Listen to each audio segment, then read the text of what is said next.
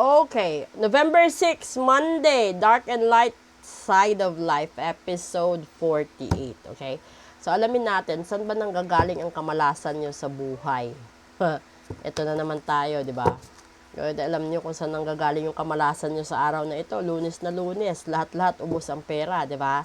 Galing sa mahabang bakasyon. Yung iba wala nang kagana-gana pumasok dahil higit 1 linggo pa bago ang sahod. Yung iba 2 linggo pa bago makatanggap ng sahod. Ngayon tignan natin kung ano ba yung mga dapat at mangyayari dapat kung hindi tayo tumaliwas. Okay? Ito. Una, naging sanhi ng problema sa araw na ito. Pera. Pangalawa, pera ulit. And pangatlo, eto, no, magic. Ngayon, una, kakasabi ko lang pera, di ba? Yung una kasi dito is, isang ilaw ng tahanan. No? Naghahanap ng additional na budget. No? Tapos yung husband, naghihintay ng sahod sa susunod na Sabado, sa susunod na kinsena, kasi nagtatrabaho 'di ba? So ngayon, yung pangatlo, dahil sa dami ng bayarin, sa dami ng kailangan mag-produce ura-urada ng pera. This is the magician.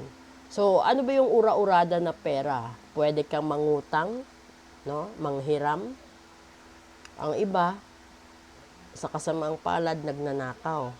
Yung iba naman, nangluloko ng tao, nanluloko ng kapwa para magkaroon ng mga dilihensya sa buhay. Ito yung mga dahilan, no?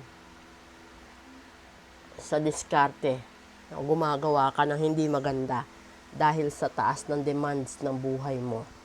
Ito yung titignan natin kung anong dapat. 5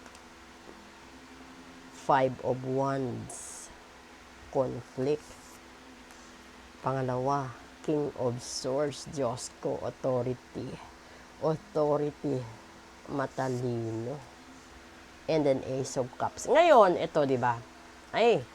Una, sinasabi, kung hinarap mo ang lahat ng pagsubok sa buhay mo, wala kang iniwasan, wala kang inuuto, wala kang binubola, wala kang niluloko, no?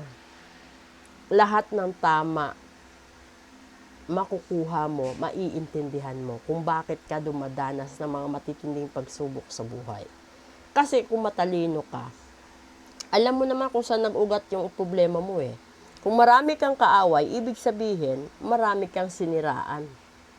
Kung marami kang utang, siyempre maraming maniningil, di ba? Kung marami ka namang kalaban, posible marites ikaw or kung ano pang issue, no? Pero kung siguro hinarap mo ng matiwasay ang problema mo,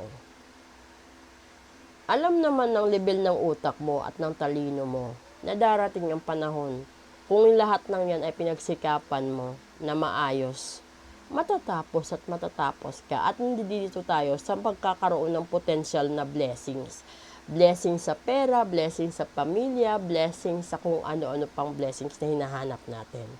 So, di ba, mas maganda pa na maranasan mo muna yung paghihirap mo, no, pagtitiis mo, hanggang sa pataas ng pataas. Kesa naman dito, mangutang ka. Paatras ang buhay mo, hindi paabante. Dito ang tinuturo is paabante.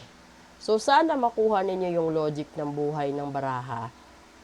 So, kailangan from scratch to success.